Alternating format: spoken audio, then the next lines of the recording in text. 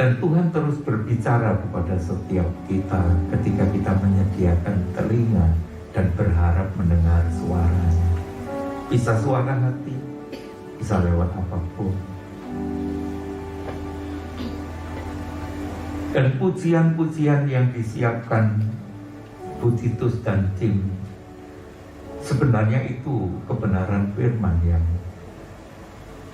melengkapi. Kita harus tinggal tenang untuk kita dapat berdoa. Kita harus fokus kepadanya.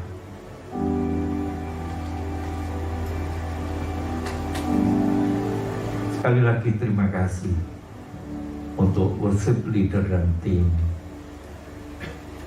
Karena dengan pujian-pujian yang dinaikkan membantu menolong saya memperingan. Jadi saya tinggal cuplik poinnya saja.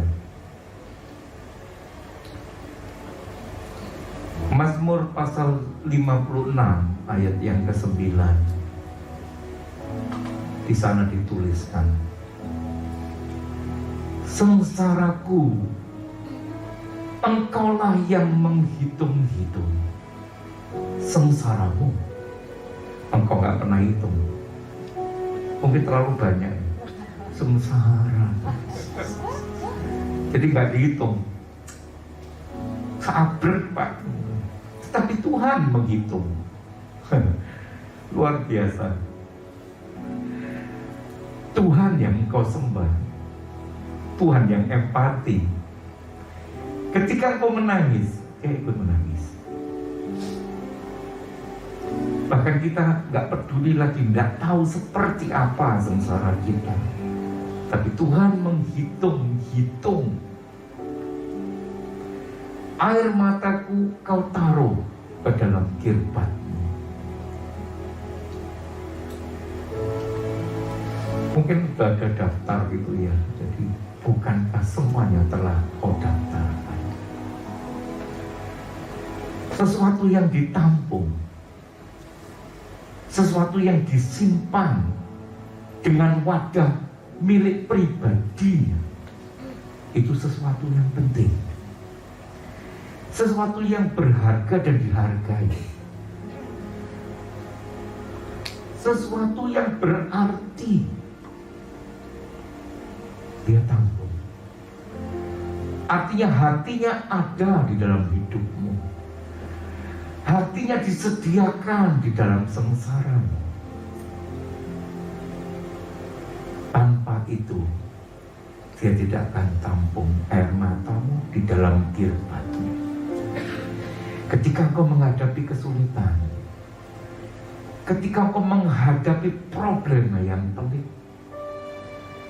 bahkan engkau tidak dapat berkata-kata apapun selain hanya menangis, dan Tuhan menyediakan kirbatnya, ditampungnya. Tes, tes, tes, tes.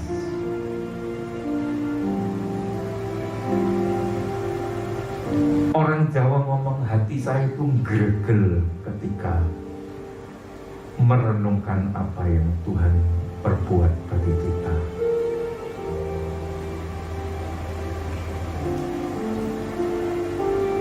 Anda tidak akan pernah lihat saya menangis di luar. Karena kesulitan, karena tantangan, karena apapun, saya bukan tipikal menangis. Tetapi Anda akan lihat saya menangis ketika saya memuji menyembah Dia.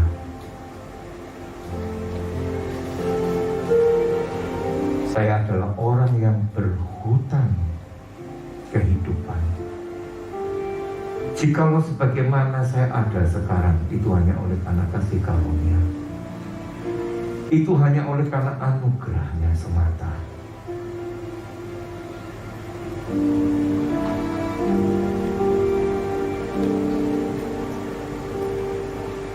Di dalam menjalani kehidupan ini, tak seorang pun dapat menghindari. Tidak ada satu orang pun yang dapat menghindar diri dari kesengsaraan. Tidak ada. Kalau ada orang berbicara, saya selalu happy. Saya tidak percaya. Karena kesengsaraan itu adalah bagian daripada kehidupan. Karena kebanggaan manusia itu adalah sengsara. Pak, tapi pelawak itu happy terus. Iya, dia itu profesinya seperti itu untuk bisa dapat uang. Anda bayangkan, kalau dia sudah melawak, dia lucu, semua orang tertawa, tapi dia selesai manggung, dia tidak dibayar. Percayalah, mukanya tepuk kayak onta. Karena semakin lucu, semakin tinggi bayarannya. Jadi dia juga tertawa. Tapi kehidupan yang Anda perhatikan, bagaimana di dalam realita mereka juga berjuang untuk menghadapi problem demi problem. Tidak seperti warna aslinya. Nah, sengsara itu adalah kesukaran. Kalau saya jelaskan, kesulitan, kesusahan, penderitaan dan lain sebagainya itu termasuk dalam kategori wadah sengsara. Kesulitan, kesukaran, semua itu masuk kategori sengsara, termasuk penderitaan. Mazmur pasal 90 ayat yang ke-10 bagian B dituliskan, memang itulah kebanggaan manusia hidup, yaitu adalah kesukaran hidup, dan kebanggaannya adalah kesukaran dan penderitaan. Kebanggaan. Jadi kalau Anda mau naik kelas, Anda pasti ujian. Kalau Anda mau bertumbuh, Anda harus menghadapi tantangan dan mengalahkan tantangan yang sebelumnya. Dan di situ disebut dewasa. Jadi ketika Anda menghadapi tantangan, menghadapi kesulitan, sekalipun kesengsaraan namanya, Anda harus bangga karena Anda masih hidup. Ada enggak Pak orang yang enggak pernah sengsara, enggak pernah punya pencobaan? Ada. Namanya hidup, tetapi depannya ada tulisannya mayat. Mayat hidup. Tidak ada. Kebanggaan kehidupan manusia adalah melewati ujian yang namanya kesengsaraan. Semua manusia, dan itu tidak terkecuali, termasuk bagi orang percaya, juga akan mengalaminya. Jadi tidak benar ketika ada orang yang berkata, ikut Yesus, semuanya akan menjadi baik-baik. Engkau tidak akan mengalami kesulitan, kesengsaraan. Pokoknya dimanapun engkau berada, engkau diberkati. Itu sebetulnya iya, tetapi ada yang tidak disampaikan. Engkau tetap akan melewati sebagaimana kehidupan yang berjalan, tetapi di situ Tuhan tolong. Endingnya kita menjadi pemenang karena tangan kanannya yang kuat dan kuasa itu memegang kita, tidak pernah dilepaskan dan membawa kita melewatinya. Sebagaimana Dia menyediakan hidangan di hadapan lawan. Ada lawan.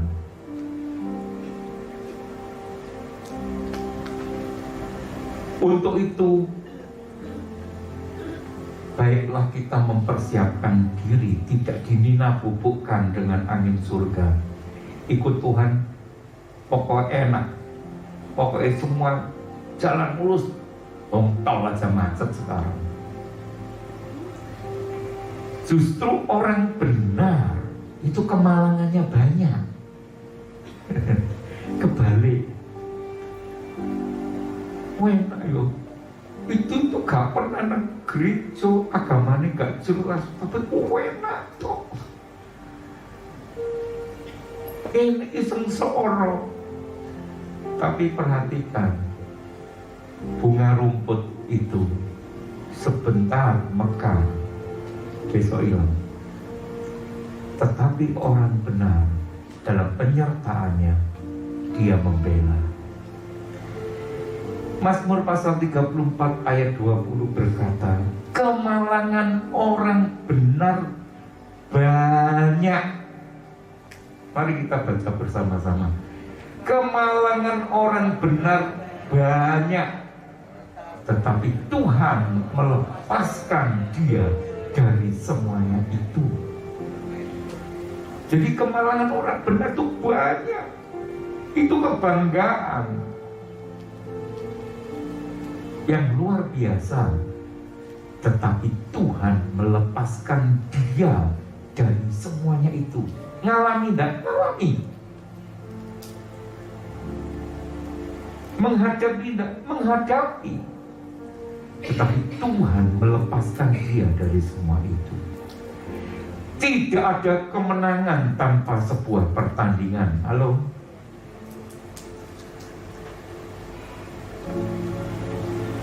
Ada perlombaan bulu tangkis. Kita menonton, tidak ikut bertanding. Kemudian jurinya berkata, pemenang pertama silakan naik panggung dapat piala, begitu. Saya punya adik. Saya tanya, kamu ikut bertanding bulu tangkis? Iya. Menang po. Kaget saya. Tidak pernah saya lihat dia berlatih. Tidak pernah saya lihat dia badminton. Tiba-tiba ikut pertandingan waktu di kampung. Terus saya tanya, menang dapat apa? Ditutukan. Oh, ada hadiah uangnya. Juara berapa memangnya?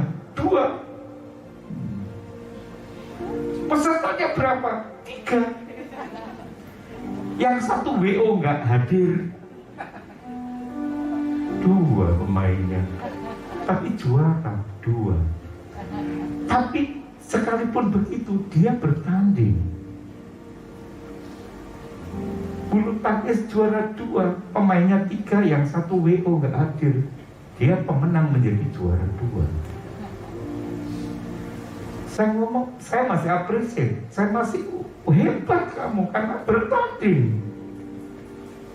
Sehebat apapun yang nonton, dia nggak pernah jadi pemenang. Amin. Kalau kebenaran firman-Nya berkata pemenang kehidupan, saudara-saudara yang terkasih di dalam nama Yesus, siapapun yang duduk di sini, kalau engkau tidak pernah mau bertanding, engkau tidak akan pernah disebut pemenang. Paulus berkata, aku menyelesaikan pertandingan. Seringkali ditulis kalau orang meninggal. Mohon maaf bicara, kadang saya sedikit protes. Enak aja, tinggal ditulis gitu. Kapan bertandingnya? Mengklaim jadi pemenang. Nah,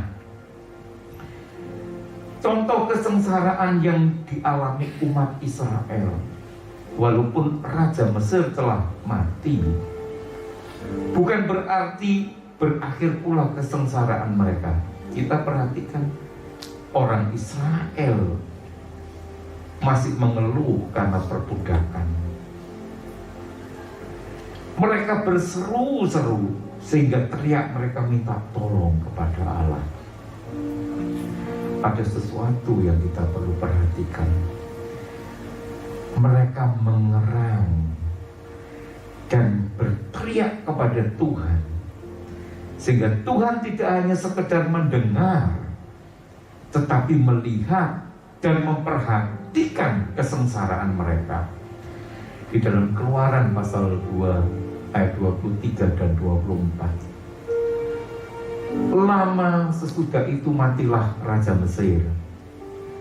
Tetapi orang Israel masih mengeluh karena perbudakan dan mereka berseru-seru sehingga teriak mereka minta tolong karena perbudakan itu sampai kepada Allah.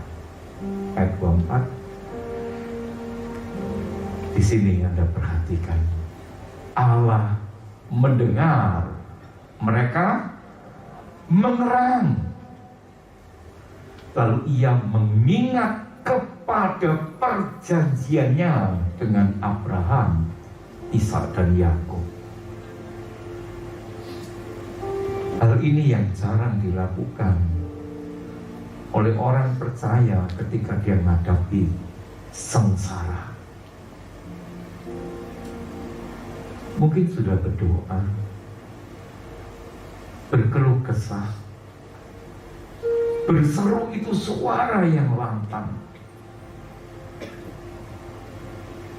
Terlebih lagi mengerang, itu sesuatu yang dirasakan, ada rasa sakit, itu mengerang.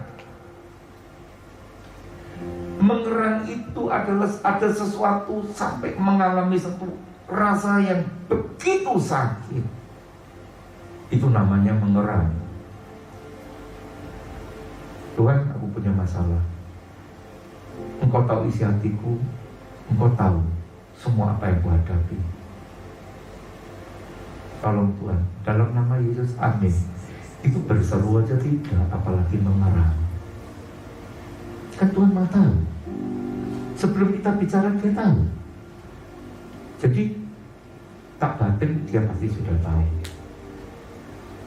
Mengerang.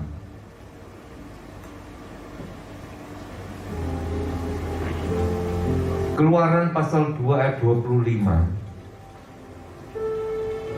Maka Allah melihat orang Israel itu dan Allah memperhatikan mereka. Kemudian Ia mengutus Musa untuk memimpin mereka keluar dari negeri perbudakan. Nah, saya tidak tahu masing-masing kehidupan apa yang sedang Anda hadapi. Tampak dari luar, everything is going well. Semua baik-baik saja. Tapi kehidupan yang sedang Anda gumuli, tidak ada orang yang tahu persisnya. Nothing who knows what happened with your life. Apa yang sedang kau hadapi dalam hidup. Mungkin saat ini di antara kita ada yang sedang menderita sengsara karena beraneka ragam masalah.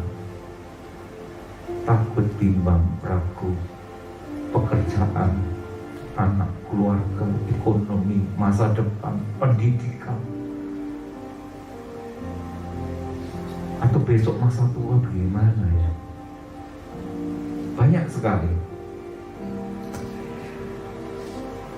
Semua bisa menimpa kita, bisa menjadikan kita putus asa, hilang pengharapan. Apalagi kalau masalah yang dihadapi tidak kunjung selesai.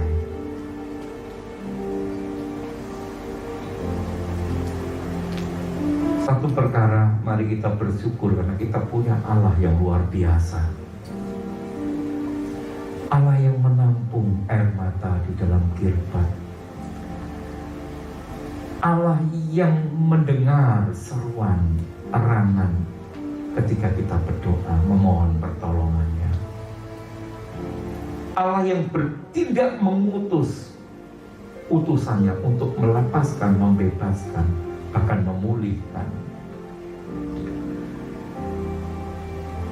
Apabila kita mengerang dan berteriak kepada Tuhan dalam doa, minta pertolongan daripadanya, niscaya Ia akan mendengar seruan kita, melepaskan sengsara kita dengan jalannya, dengan caranya yang ajaib.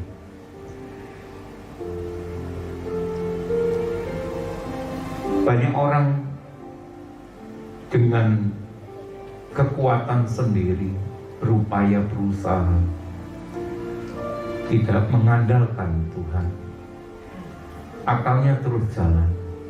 Tuhan, kalau Engkau mau menolong aku, harusnya begini, begitu, begini. Dia atur semua langkahnya. Kalau Tuhan melakukan sesuatu yang luar biasa, Dia berjanji akan menolong kita dengan caranya yang hebat di luar pikiran nalar rasional manusia. Kita nggak percaya. Maka dari itu banyak orang yang gagal paham, mengiring, mengikut Tuhan Yesus. Karena dicerna dengan akalnya. Gak masuk akal. Tuhan kok begini, Tuhan kok begitu. Sehingga kemudian dia meninggalkan Tuhan. Percaya kepada yang masuk akal, masuk nalar. Secara rasional itu bisa, di luar itu dia tidak percaya.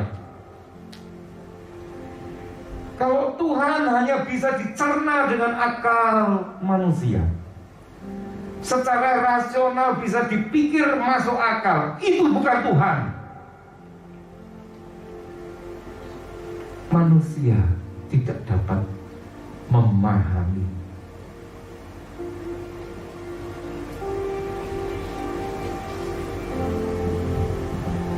Siapakah yang dapat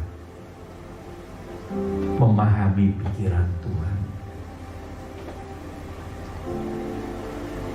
Dia ilahi. Kalau hanya bisa dicerna, diterima secara akal manusia, secara rasional, bagaimana di sisi lain mereka bisa percaya kalau Allah itu omnipresent. Dia ada dimanapun. Dia mendengar seluruh manusia berdoa di tempat, di seluruh dunia. Gak masuk akal. Dia hadir di sini pun hadir. Saya ngadep sana pun hadir. Gak masuk akal. Gak bisa diterima kalau hanya dipikir oleh nalar manusia. Kalau dia di sini, ya dia tidak ada di sana. Itu nalar, itu masuk akal. Bagaimana satu sisi dipercaya, satu sisi ditolak. Sekali lagi, kalau hanya bisa dipikir, diterima secara nalar, rasional, logika, dia bukan Tuhan. Sesuatu yang tak terselami.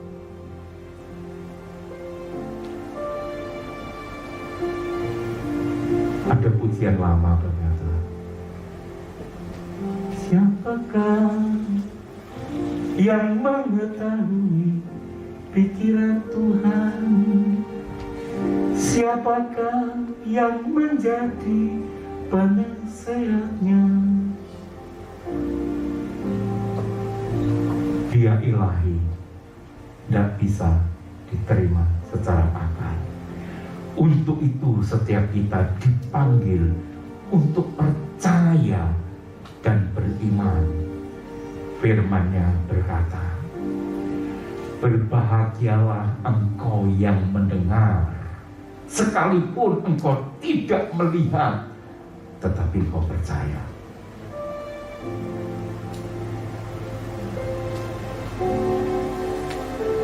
Jalannya sudah buntu, Pak. Jalannya sudah tidak ada. Saya tidak tahu apa yang harus saya lakukan. Di dalam Dia selalu ada jalan. Karena Dia berkata, Akulah jalan, kebenaran, dan hidup.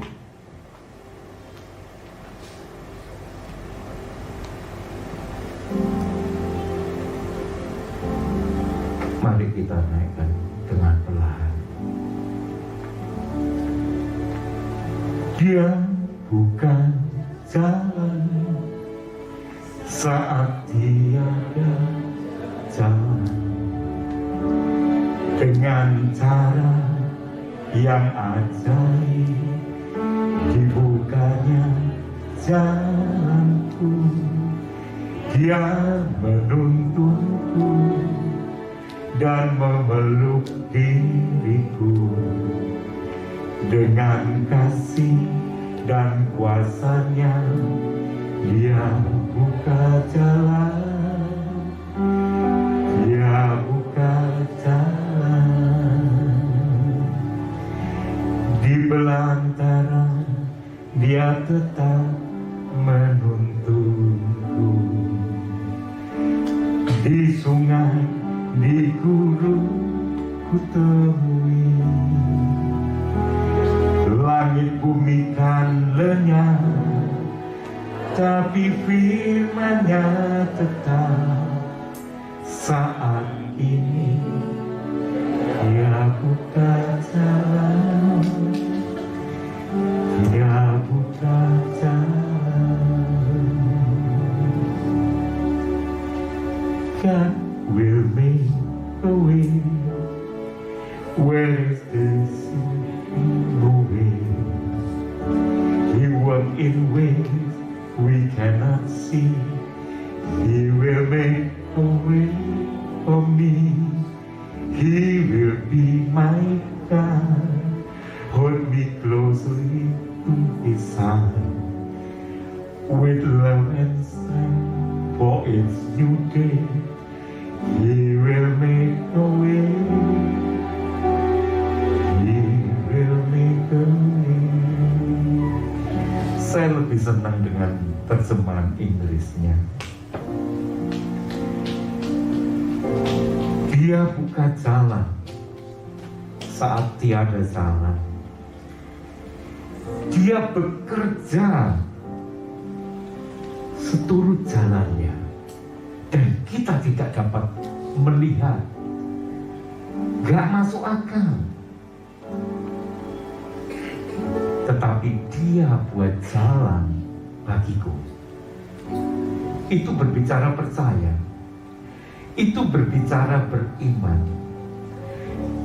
Dia akan menuntun, menggait. Anda tahu guide? Kalau ada tour, Anda nggak ngerti apa-apa, ada tour guide. Dia jelaskan satu persatu. Jalan lewat sini. Ini ada begini, begitu. Ceritanya begitu. Sampai yang nggak ngerti apa-apa, dia bisa ngerti semuanya. Itu guide. Namanya tour guide. Tuhan Yesus tour guide kehidupan.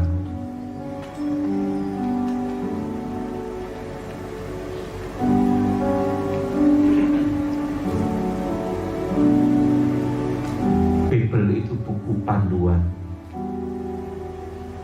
Before leaving earth, sebelum Anda meninggalkan dunia. Book instruction before leaving earth.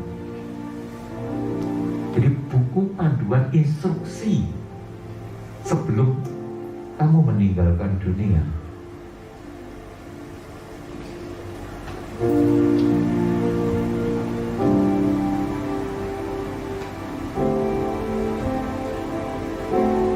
Di sungai, di hutan belantara, engkau akan tetap menemukan jalan untuk menyelesaikan masalah. dalam gelap Dia adalah terang.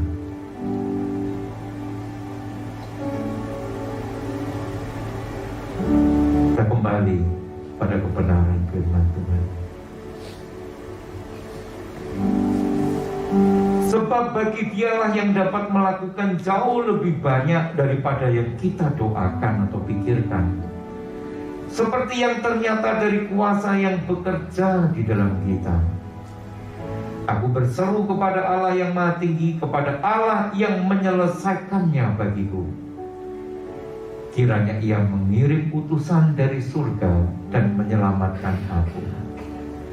Kita perlu memohon pertolongannya dengan sungguh-sungguh, berharap sepenuhnya dengan percaya, beriman, berteriak bahkan mengerang kepadanya. Maka dengan belas kasihannya Dia menolong setiap kita. Karena pertolonganku ialah dari Tuhan yang menjadikan langit dan bumi.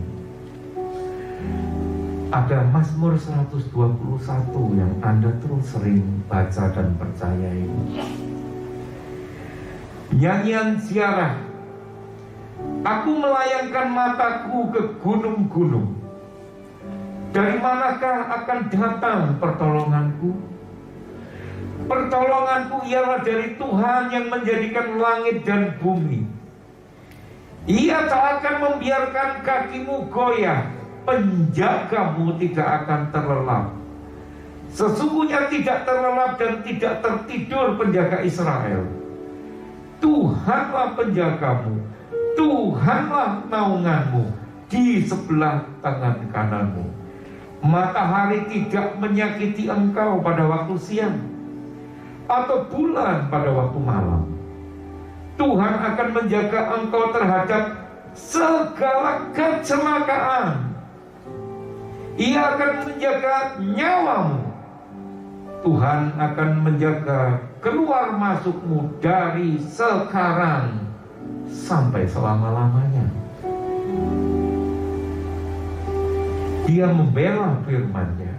Dia tidak mengingkari apa yang diperkatakannya.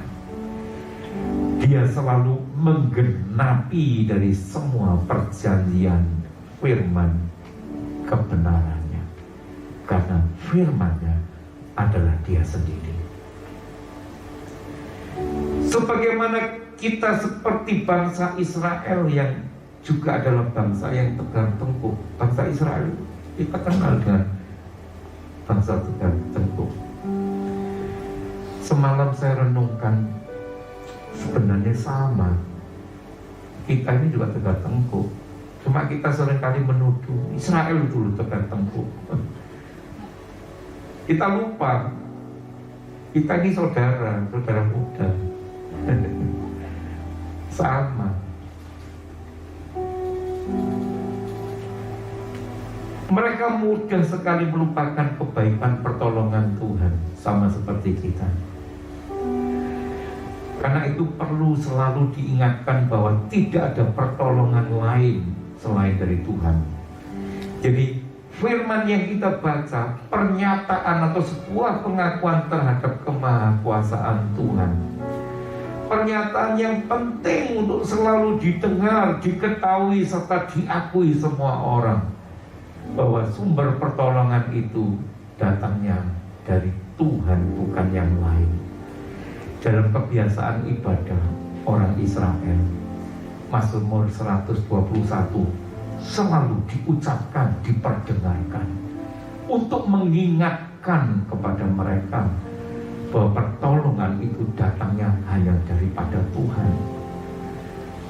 Bahkan kebenaran yang lain, peninggian pun, promosi itu datangnya daripada Tuhan. Yang tinggi hati, sombong akan direndahkan, tetapi yang rendah hati akan ditinggikan. Itu kewenangan hak kedaulatan Tuhan meninggikan atau merendahkan.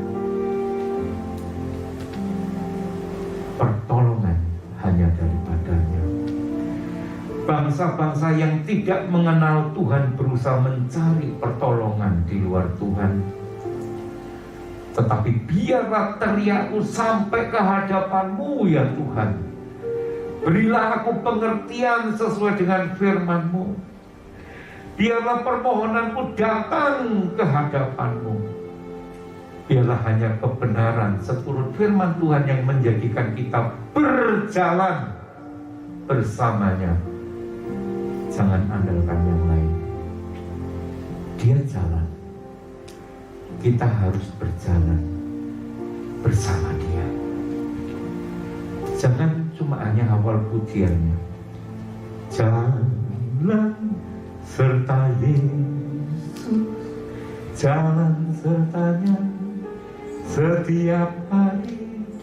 Jalan serta Yesus, serta Yesus selamanya. Jalan dalam suka, jalan dalam duka, jalan sertanya setiap hari. Jalan serta Yesus, serta Yesus selamanya.